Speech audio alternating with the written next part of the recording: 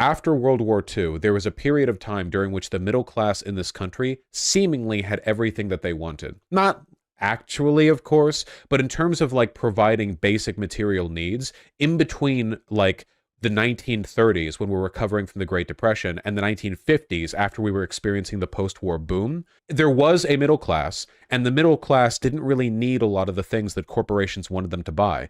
Why do you need new furniture? You have the furniture. Why do you need new appliances? You have the appliances. Why do you need anything? Really, you have the things you need. So, two ideas developed in parallel took root and began to ruin our lives. One of which is the idea of planned obsolescence. There are a lot of appliances made back in the 1950s that still work today as long as they're properly maintained. Nowadays, you can buy a toaster and it just fucking falls apart, like nothing stays together, you know? A lot of that is because it's marginally cheaper to produce stuff that's lower quality, but also because it's cheaper, that means people don't feel as bad about purchasing more of it if it breaks down. And once you sort of like socially normalize the idea that stuff just breaks, you know, people have to keep buying it, which means there's never a point where people like don't need a thing, you know? There's never a point where a family or a person or whatever will never need a thing, you know?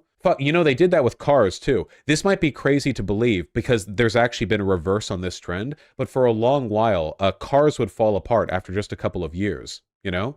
That wasn't that uncommon. Even luxury cars would turn into, you know, just like shitty rust buckets after a while because cars were manufactured with the assumption that people would be keeping up with the rat race. So you wouldn't want to keep the same car for 5 years anyway, you know, you'd want to buy a new one. So why build a car that's meant to last longer? Thankfully, we've seen a bit of a reversal on that trend. Cars today are better made than they ever have been in human history. So that's one thing. The second thing we normalized is the renter's economy, you know? And you can take a look at like the rise of the credit card, but when people have everything they need and there's no real such thing as credit, like before credit cards, you know, people didn't take out loans that often because taking out a loan meant going to the bank. Like if you wanted to buy something on credit, you would have to go to the bank and explain to a banker, like, I would like it if you could give me $500 so I could buy this thingy or whatever. Like, that's a lot of work. Now a credit card allows you to borrow whenever you want, and we know how credit cards work, but before credit cards existed, people were much more likely to live within their means because the amount of money you had was a literal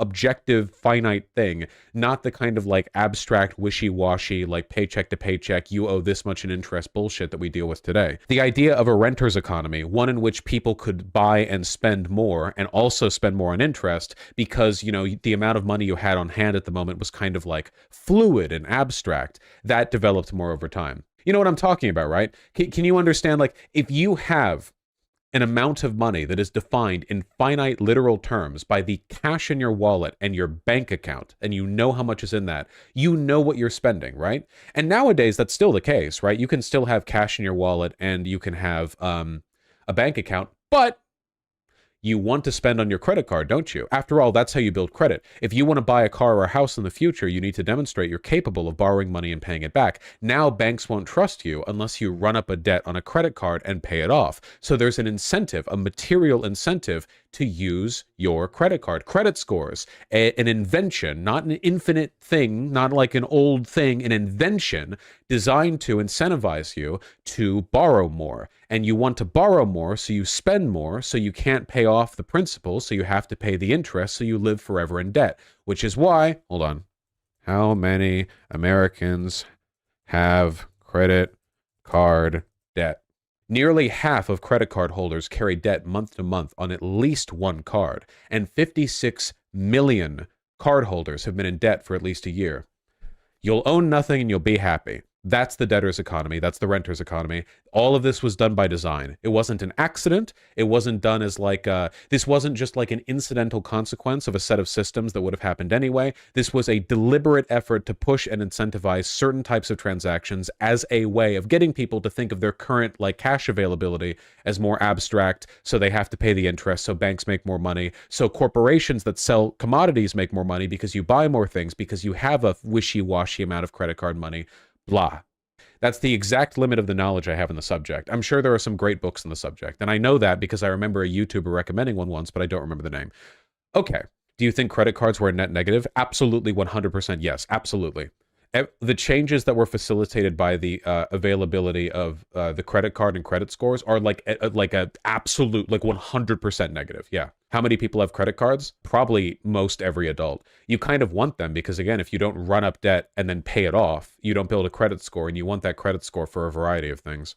There's always been finance, Vaush. People would get everything on tab, then pay it off every year. It's not the same. I promise you it's not the same. Paying stuff off on tab or promissory notes or like being in debt on a loan are not the same as the credit economy. Now it's infiltrated every level of every transaction to the point where most people make most of their buys on credit cards. Like I'm not saying that the concept of borrowing is new. I'm saying that like on a structural level, it's everywhere. I hate that nobody accepts cash anymore. It's hard currency. Yeah, the only time I ever have any cash on hand is after visiting a dispensary. And I don't even smoke weed, so I don't visit a dispensary that often. It's when I'm buying for friends. So I feel bad now because whenever I pass by homeless people, I have literally nothing to give them. I love like exiting a fashion boutique, still holding my designer wallet and like tucking it in my pocket, and then walking by a homeless person as they ask me for something, and I sincerely and authentically say, I don't have anything, I'm sorry. I love that feeling.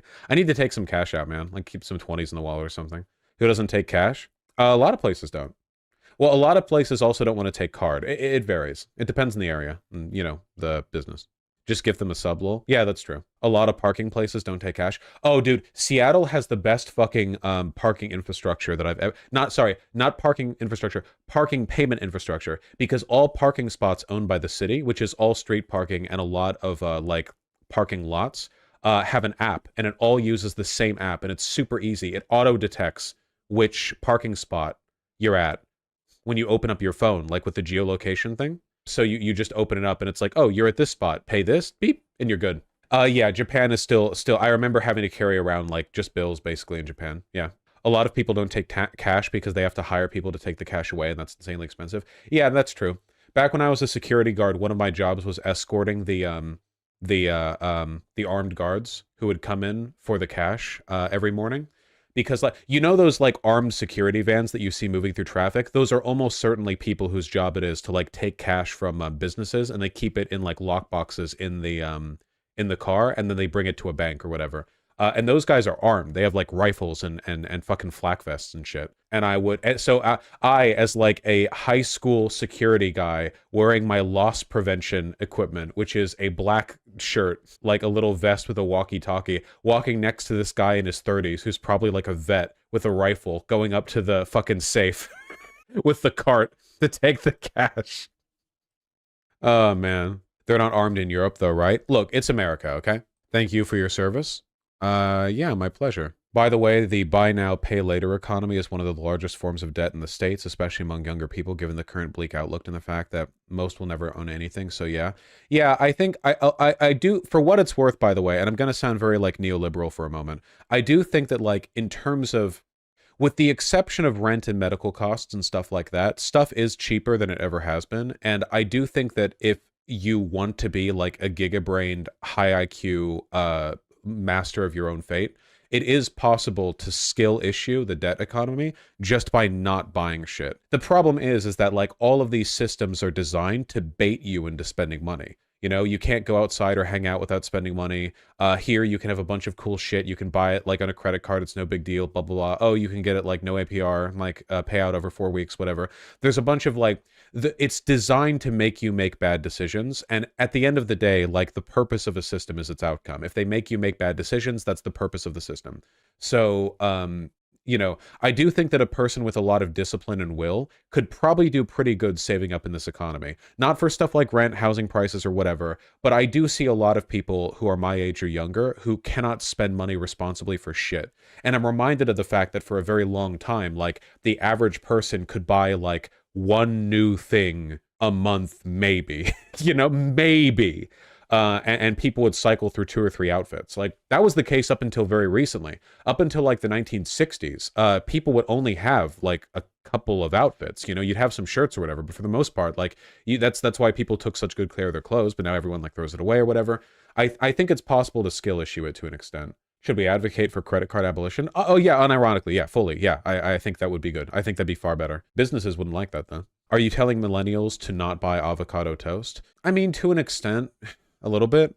I don't think that's the cause of the current economic inequality. If it was just down to bad decision making, there's nothing wrong with the brains of millennials that wasn't wrong with the brains of boomers. So there's a reason why so much wealth is in the hand of boomers and not in the hands of millennials. And it's not just like, oh, I guess this generation's just dumb. The systems are different, and the systems incentivize bad decision making. So it's harder and harder to skill issue your way through it, you know? And it's not, and dude, who am I to talk? This is what I mean by the hypocrisy of the wealthy, because I get to make bad financial decisions now. Back when I was in college, I didn't, but now I do, you know? Middle class people look down on poor people for making bad economic decisions, when in reality, both of them make the same amount. In fact, the poor person might make less. The difference is a middle class person can ride out the decision. A poor person's life can be ruined by it. So I can be like, don't buy your avocado toast. I bought an $8 coffee the other day. This shirt was $70. I can do whatever the fuck I want. It's not a matter of me being more responsible than you guys. I didn't skill issue my way out of anything. I'm just a live streamer, you know? Like, I just did well by virtue of debate lording or whatever. You know? So that doesn't like negate the fact that if you are skilling your way through it, I think you can actually do decently well in some ways. I'm just saying that's not a fair ask. Basically, what I'm saying is, if you're willing to be more responsible and disciplined than humans generally are and have been, you might be able to make it. Does that make sense? Like, does that, like, this isn't like I'm not saying that it's like a skill issue, but you're on a much more difficult gauntlet than the boomers were, you know? Yeah, you can skill your way through a rigged game. What a childish take from What a Childish Take bot. Oh, good thing I saw the name. That would have gotten me.